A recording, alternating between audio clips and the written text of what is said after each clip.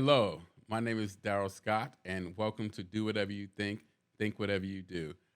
Again, my name is Daryl Scott, and I'm your fit agent, your fitness guru, nutritionist, mental and overall wellness advisor.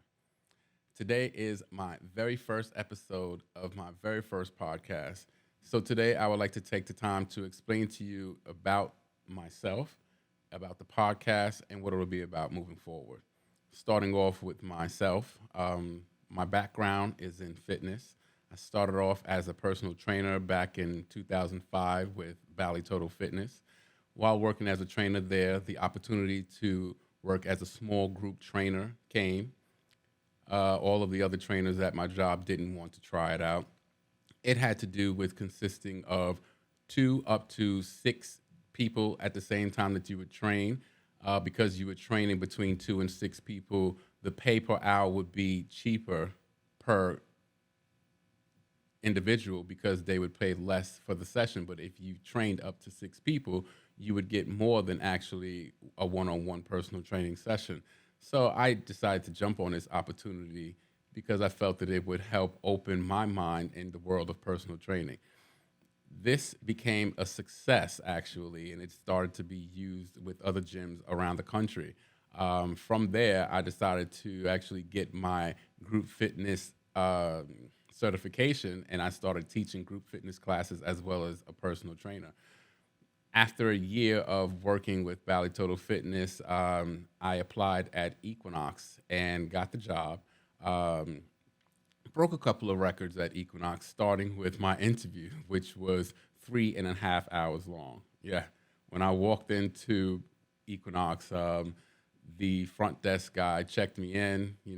Went upstairs and I interviewed with the personal training manager, the fitness manager, the assistant general manager, and the general manager of the gym. Yes, it was 3.5 hours by the time I finished. And when I was walking out, the front desk guy was like, "You was up there that whole time." He said, "Man, you have definitely had the longest interview I've ever seen here." So yes, that was the first record that I broke. Uh, After getting employed with Equinox, they have a couple of different things that I actually loved about Equinox, to tell you the truth. First of all, to become a trainer with Equinox, you need to either have a degree in exercise fitness or you need to have a national certification. Um, my national certification was with NASM, the National Academy of Sports Medicine. But aside from that, they also have the Equinox Fitness Training Institute that everyone that becomes a personal trainer with Equinox must either test out of or they must take this course. I decided to take the course because, again, I wanted to see what they can show me that would add to my own knowledge of training. So, upon taking this course, I learned, again, much more than I had known, just adding to the repertoire of my knowledge. And it just helped me, you know, deliver a well rounded, fun, and interactive training session with my clients. I still kept my group fitness classes with Bally's as while I was training as a trainer with Equinox. Actually, it was something that was against the rules, but because it didn't conflict with my schedule, it was something that I was able to continue doing, and I actually enjoyed doing both of them. It allowed me to leave the gym and go to a different gym, deal with a different group of people, and I like dealing with different people, which was why I decided that personal training would be something that I would be interested in and do well in. So, upon this, the next thing they have is something called ramping. Every new trainer must work the floor until they have 42 sessions completed in a 2 week pay period. Um, this usually they give you 90 days, like any other job, gives you 90 days to get off the floor. It actually took me just 1 month to ramp up and do these 42 completed sessions in the pay period. So this was another record that I broke because it usually would take people somewhere within 1.5 to 3 months to completely ramp off of the floor. After ramping up off of the floor, uh, I actually hit the most sessions of any of the trainers at my gym for the month of December. Um, the trainers came back, they said, oh, well, a lot of our clients were away and, we don't usually train as much during this time. I bet you can't do it for the month of January. And me, as like anyone else, loves competition. So I was willing to jump on this and let them see that it wasn't because of the fact that it was December, but because of my enthusiasm, my work ethic, and my determination to do well with Equinox that I did so many sessions. So in the month of January, again, I did the most sessions in my gym. By far, I blew the closest person to me by about 34 sessions. And he was the guy who usually would do the most sessions at the gym. So again, this kind of shocked my coworkers, and again, I hear chitter chatter going on in the personal training lounge. Oh, you just did that for Blase Bloom. Let's see if you can do it again. Knowing me, I'm willing to jump on the opportunity, and once again, for the month of February, I did the most sessions. So at the beginning of March, at the beginning of every month, we have a forum which we go over how many sessions each trainer did, and they congratulate the person that did the most sessions. So I remember the next forum was on a Tuesday because I teach class at the Bally Total Fitness that was up the street. And we did the forum, and they called me up for this third time in a row, did the most sessions, and this time when they called me up, it was complete silence. No one clapped. It was the most awkward thing that had ever happened to me. I got up to say thank you, and I sat right back down. I had nothing to say. My fitness manager asked me to give a couple of words to explain how I'm being so successful. I didn't really have much to say. I just said, I'm just continuing to work hard. I enjoy working here, and thank you for the opportunity. And I sat down. I remember this day walking up to teach my class at Bally Total Fitness, and I must admit, I didn't expect that type of reaction from my fellow trainers. So it made me feel a little down. I remember calling my mom and explaining to her, she asked me, why did I sound so down? I was like, well, I did the most sessions in the gym again. She was like, that's great. I was like, but I don't feel good, didn't get the, good reaction from my peers. And it's just like this weird thing. I'm just trying to do my best, and I would hope that they would want to do their best as well.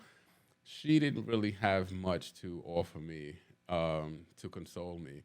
I started to see my the people that take my class going towards the gym, waving to me as they were going down the steps. So I was like, I need to get off the phone. I need to get myself together to prepare the class. Class was wonderful. No one realized that I was going through the situation. I decided to make a couple of adjustments so that I would be happy and my coworkers at Equinox would be happy. And from then on, I didn't really have that much of an issue with my coworkers at Equinox. I had to think about it, that mental wellness, that mental health is very important for your overall well-being.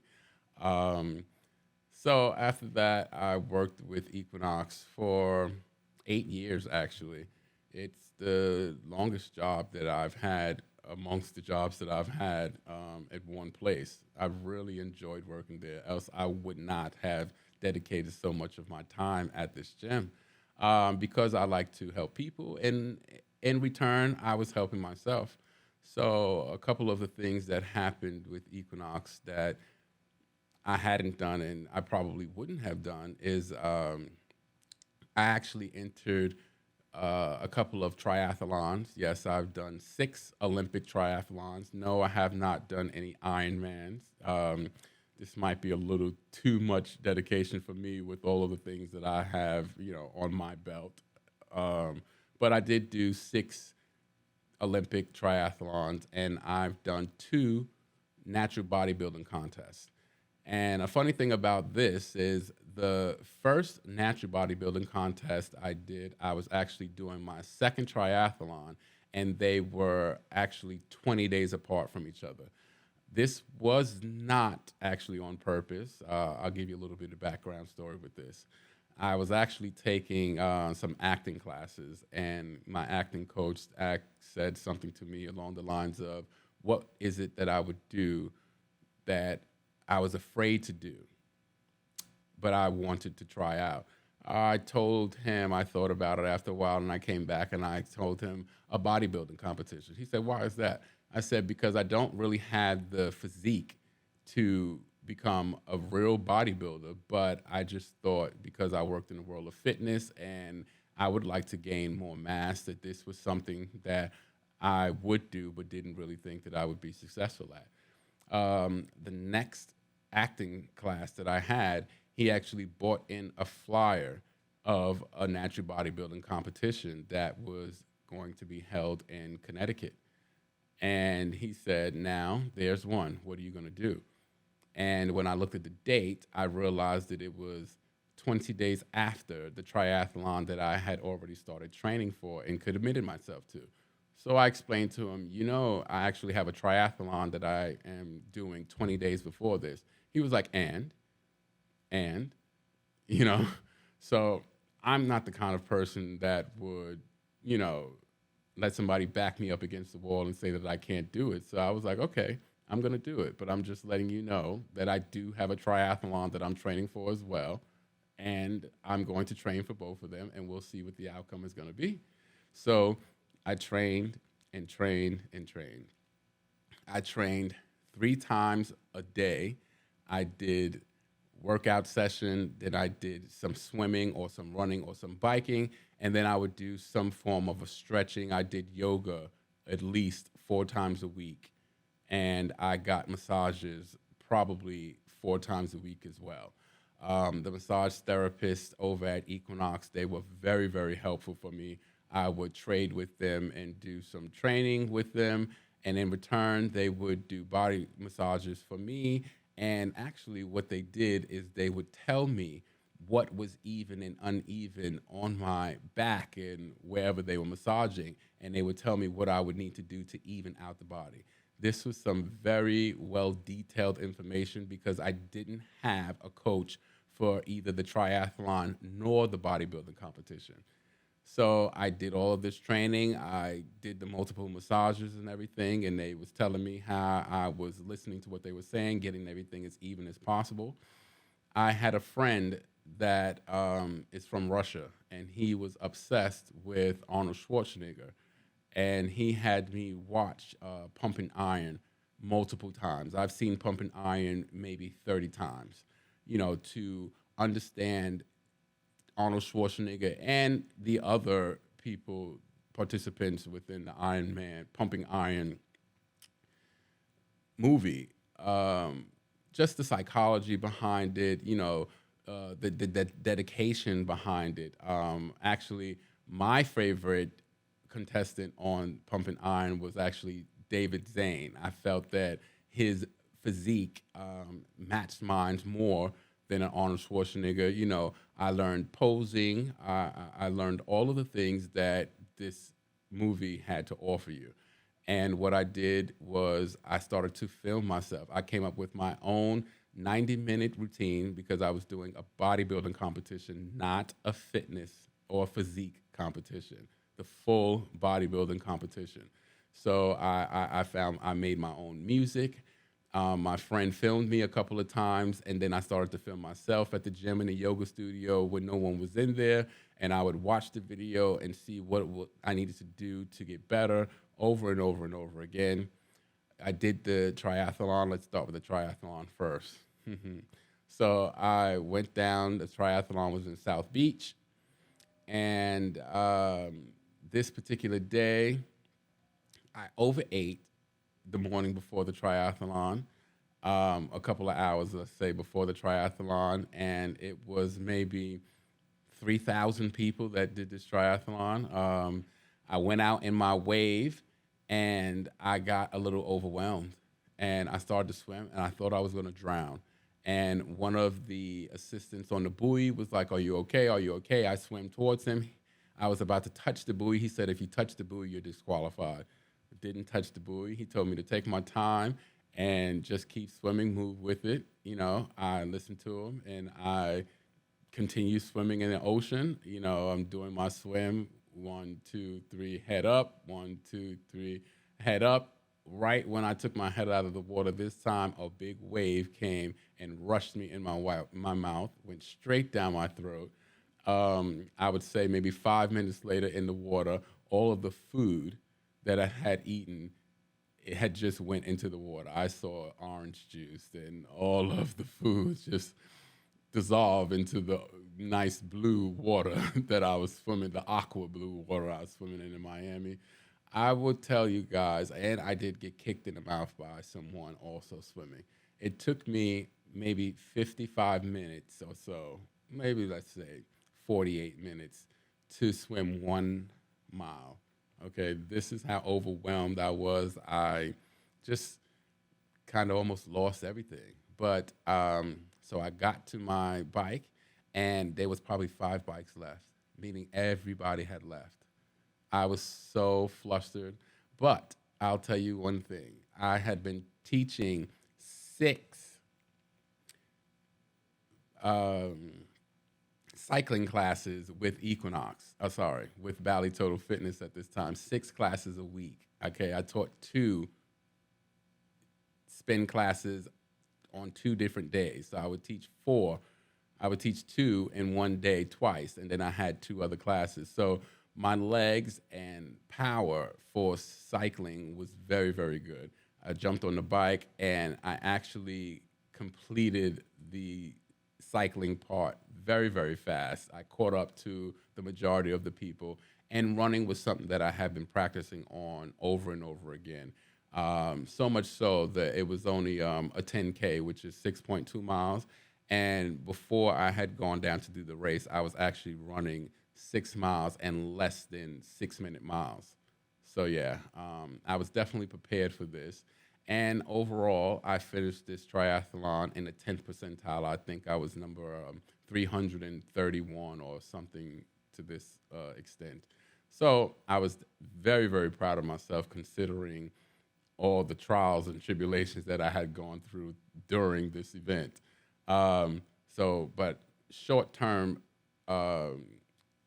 congratulatory and success, and I had to get right back into it. And the most part that I needed to work on was my legs because I used so much of it during the triathlon that I had burned a lot of muscle. And I have a natural high metabolism, so this did not add to the fact that I had burned so much muscle. So I started doing for those 20 days, I did leg exercises 3 times a week to add as much volume as I could to my legs.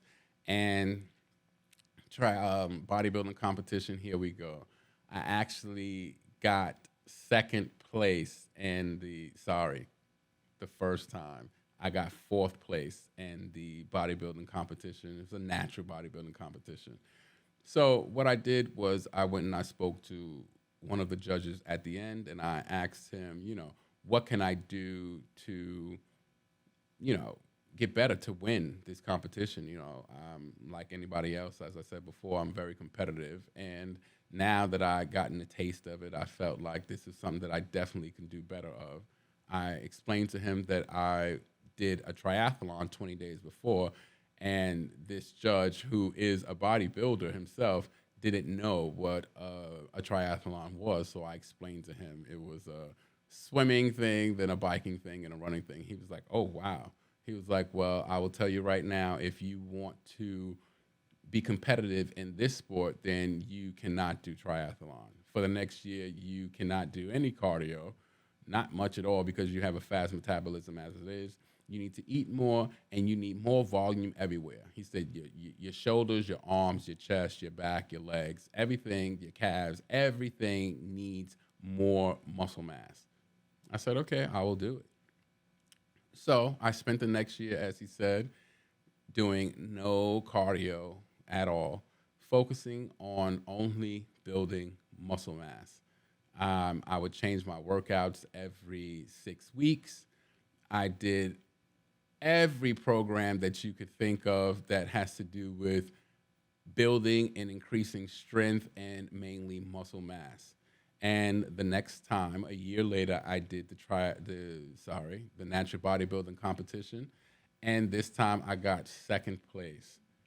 Again, I had no coaching with anything. I just did this all myself. I had my friend that was watching me with the routine, as I explained to you before.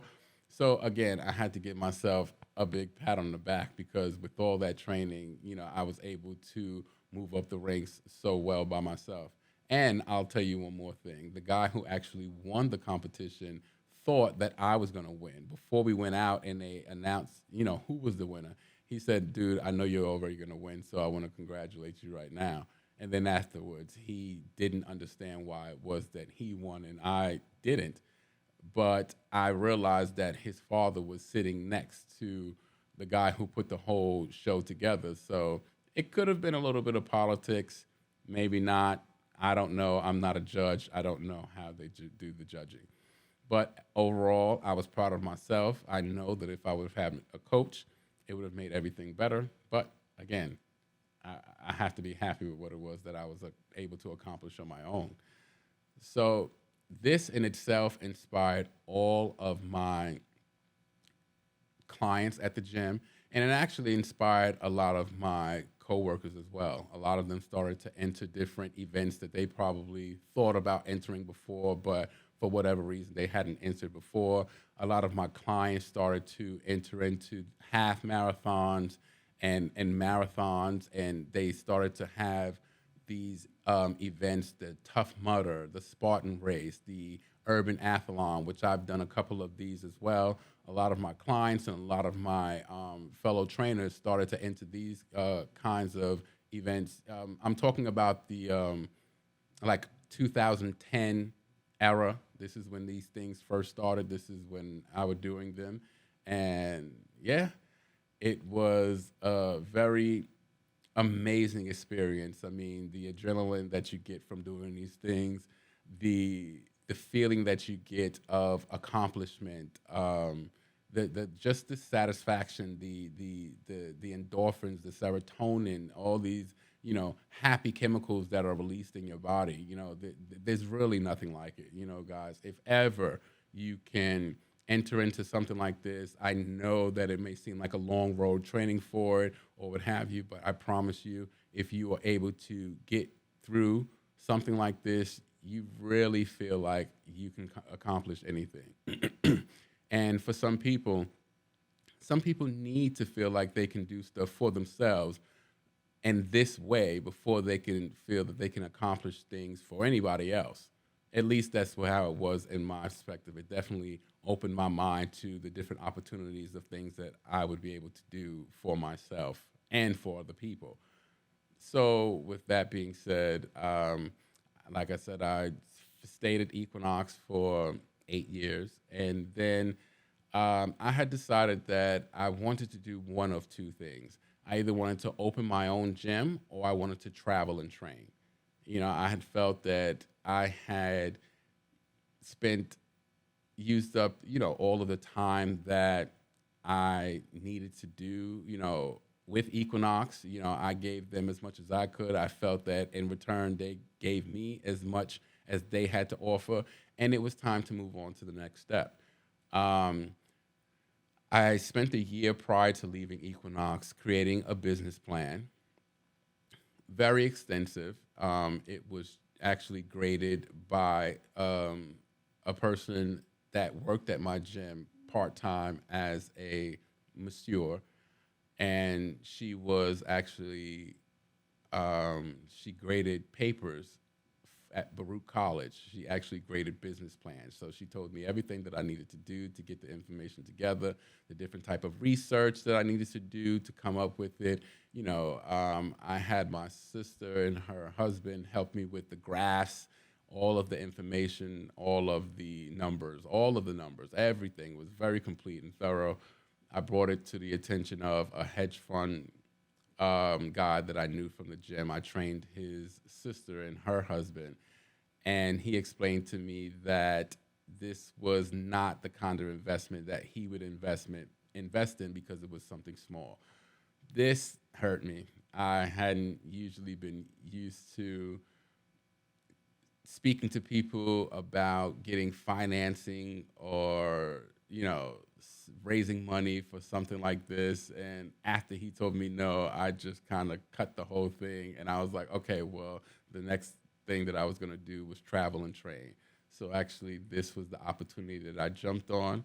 um, I had met a couple of people that allowed me the opportunity to go to Dubai and train. Actually, a couple of friends of mine that I had that lived there. One guy that I knew actually was a trainer, but this was the extent of his training. He had a client that had hurt himself playing basketball. He um, he ruptured his L5 S1 vertebrae, and it made it hard for him to sit. And he was a young guy, 29 years old, and he was going to be needing back surgery, as doctor said. He did not want the back surgery. So upon relocating to Dubai, I had already had this client that needed me on a daily basis to help get his back stronger so that he wouldn't need the back surgery. We did very extensive training for overall, focusing on the back, but just touching every part of his body because he needed to be stronger as well. And long story cut short, I won't really go into all the detail with him, but after 3 months of training, his doctor said that he didn't need the surgery. 3 months more of training, he was seeing a doctor less times for this. In the seventh month, he one of the things that he did was he was a polo player, which is on the horse. He was on the horse and wasn't paying attention against my advice, and he kind of re-injured his back a little bit, so it pushed his back a little bit. This time he listened a little bit more, but he wasn't right back to where he was before. So we were able to start from a smaller, an earlier place, get him stronger again. Excuse me. And within 5 months, he was stronger. He knew what to do to protect his back. He was able to play the polo and basketball and whatever else he wanted to do. And he didn't have to worry about injuring himself now. His core was very strong, and it was able to handle all of the different activities that he needed to do. From this, and during this time, he referred me to various different clients. So I actually had a good business running while I was training privately over at Equinox. Sorry, while I was living in Dubai. I was living in Dubai for 3 years. I also had the opportunity to travel and check out various countries in the surrounding area, which is something that I love to do. So this was,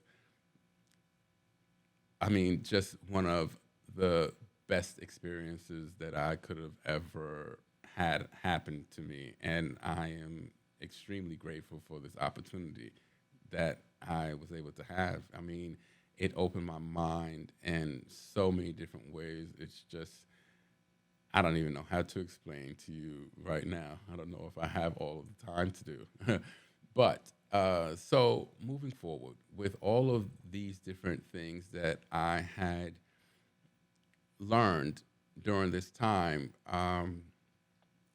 which brings me to the podcast. I feel that there's a lot of information that I have acquired that I would like to share with you, which is why I have started this podcast.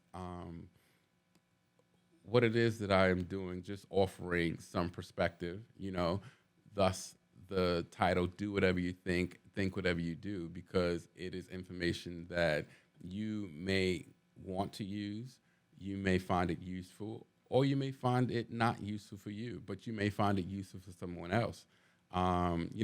Everyone is different like a fingerprint. I very much believe this. And everybody goes about doing things differently. I also believe this. So, what may be good for you may not be good for the next person, and vice versa. I just would like to offer things through my experience from working with people and working with myself and put it out there, and you guys can use it for however you would like to use it.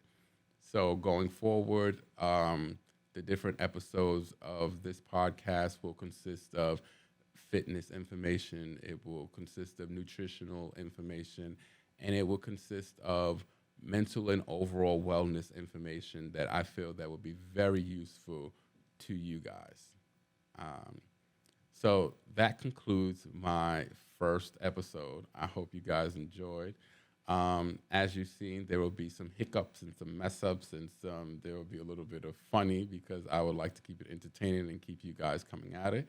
And I hope you enjoyed. See you later.